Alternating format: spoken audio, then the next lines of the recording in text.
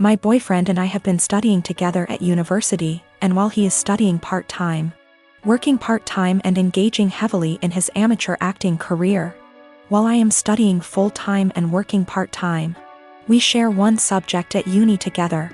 On top of this, he is trying to pick up another hobby while looking after his grandfather who is in his final stages, in a nursing home. As you can imagine, for the past 6 months he has very little time to cut out of his week to spend with me. None, in fact. I have been fine with this for the most part. I have been driving 45 minutes 3+// times a week to get to his house so we can steal a few hours together, but he doesn't have time to spare. This is an inconvenience I can live with. However, he has been asking me to do a lot of other things too. He has frustrated me multiple times with demands that I visit his grandfather, who does not recognize me, for 2 hours, which turns into 4.5 hours, or help him with a family matter, which lasts 5 hours or so. Every time this happens, he promises he will drive me home. And every time he says he doesn't have time anymore and I need to catch the train home, 1 hour plus walking. I have spoken to him about how this is unfairly affecting me, and he seems to take it on board, but just forgets again the next time he needs something. After forcing me to spend $600 plus on his best friend's destination wedding, the weekend before we both had 2 major exams due, he demands that we switch our exam times because he didn't spend enough time studying and he needed the extra day. I concede and he squanders his spare day sleeping because he needed it. I take my classes very seriously and I feel very over by his demands. I understand that family matters / best friends are important things, but he has eaten into hours and hours of my study time, and my grades are dropping.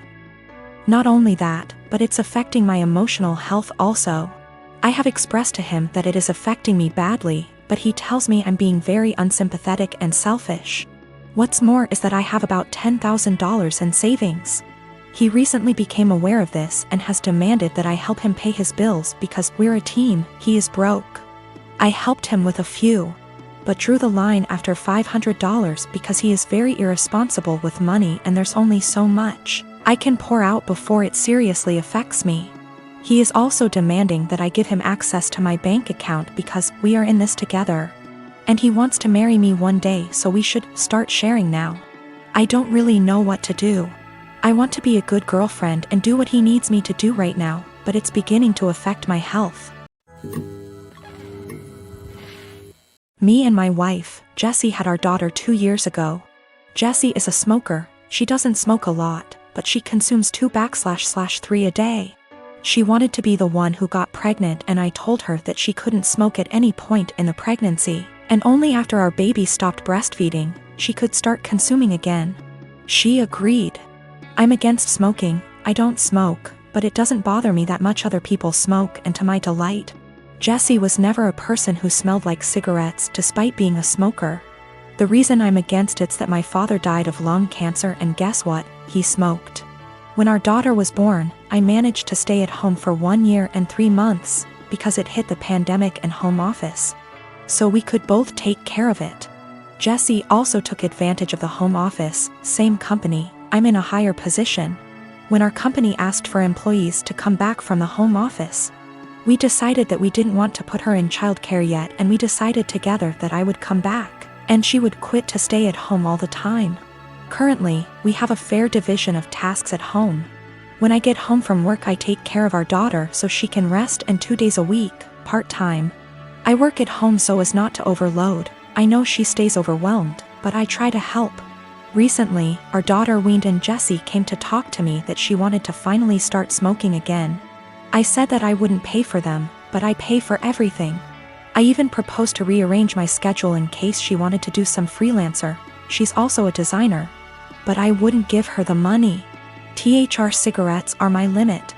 She was annoyed, saying that we agreed on her being Som and that I would provide financially for the family, including her expenses, and I am going behind our agreed. I never paid back / would pay for a cigarette of hers, and she has known this for years. She's still mad at me, saying I'm using being the breadwinner to not let her smoke and forcing her to look for another way to earn money to buy something she wants. I don't know if I'm wrong, but cigarettes are a choice and a bad addiction. I don't feel comfortable paying for it. Given my family history, I always made it very clear that I would never pay for a cigarette. When we made the decision for her to be some, I told her I wouldn't feel right paying for her cigarette, and she reassured me that it was something I wouldn't have to worry about. She does freelance to make some purchases she wants. There are months when we are tighter and we can't do some shopping, so she does freelancing. It's rare, but it happens, and on those days, our daughter stays with me even if it's at my service. I never limited any of her purchases, ever, if not because of tight money. For more extravagant purchases of hers that I can't afford, she freelances and buys. So I suggested she do one a month that covers her entire cigarette stash, and I would help by staying with our daughter. She is not entirely financially dependent on me. When she wants to buy something that I can't afford with our money, she makes a design request. My sister Amanda never met her bio mom. My dad raised her alone until she was barely 1. My dad and my mom got married in 1992. Amanda knew that my mom wasn't her bio mother. She started pressuring my dad for information on her mom when she was around 17. My dad always gave her vague answers and refused to talk about her bio mom, which put a strain on their relationship. Enters our uncle and revealed the family secret. Apparently, Amy's mom wanted an abortion. She was 19. But my dad and his parents were able to bribe her. They offered her money if she followed up with the pregnancy, and she accepted. My grandparents sold one of their houses and gave her half of that money to Amy's mom when the pregnancy was viable, and the other half she received when she waived her parental rights over Amy to let my mom adopt her when she was 4. My uncle wasn't supposed to tell her that. My grandparents were furious. Amy stopped her crusade to meet her bio mom, and her relationship with my dad went back to normal. Amy never mentioned her bio mom again. Dad got her into therapy after that. A month ago, Amy found out that she was pregnant. The pregnancy was an accident. She switched birth controls. The problem being, Amy is about to start her surgical residency and her hours are insane. It is basically impossible to raise a baby while working in that rhythm, so she wanted an abortion. The problem is that Mark, her fiancé, 6 years together, wanted her to keep the baby. It caused a big fight. In a move to convince Amy to keep the baby, Mark told Dad about this. Until that point, no one in our family knew about this. Dad talked with her, and they got into an enormous fight. Amy got the abortion 10 days ago. Mark ended up breaking up with her. She is obviously really sad. My dad was acting like a jerk. He was pretending that Amy didn't exist. He didn't want to talk or see her. So on Christmas Day, we were exchanging gifts. When everyone had already finished giving each other gifts, Dad got up and gave Amy her present. He gave her an envelope in front of everyone and told her to open it. It was 3 pictures with something written on the back, a name, an address, and a phone number. Dad told her that he was tired of babying her, that this is a photo of her bio mom and her 2 sons.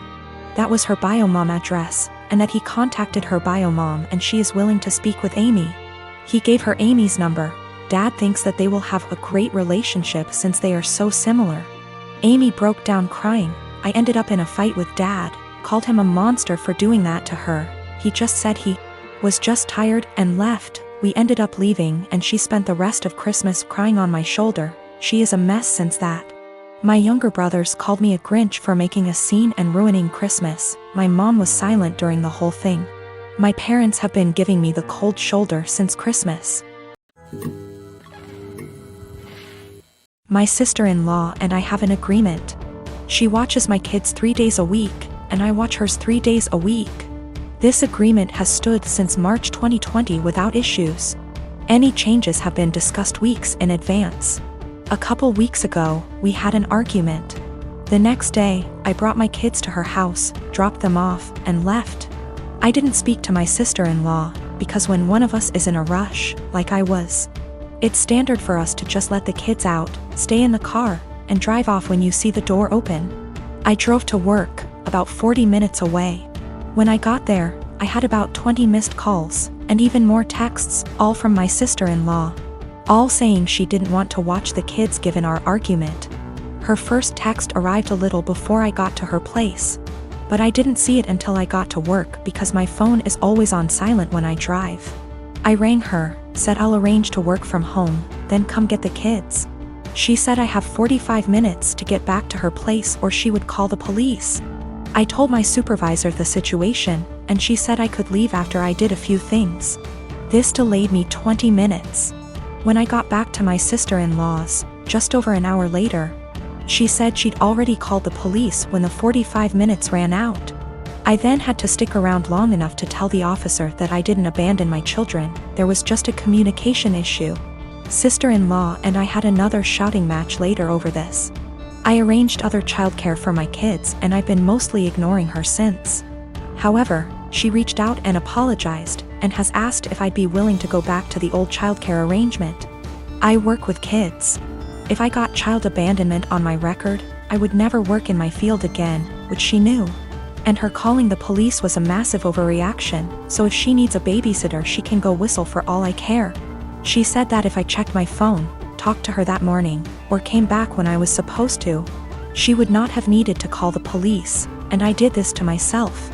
As she gave me a warning with that first text and I could have checked my phone or spoken to her directly when I got to her place.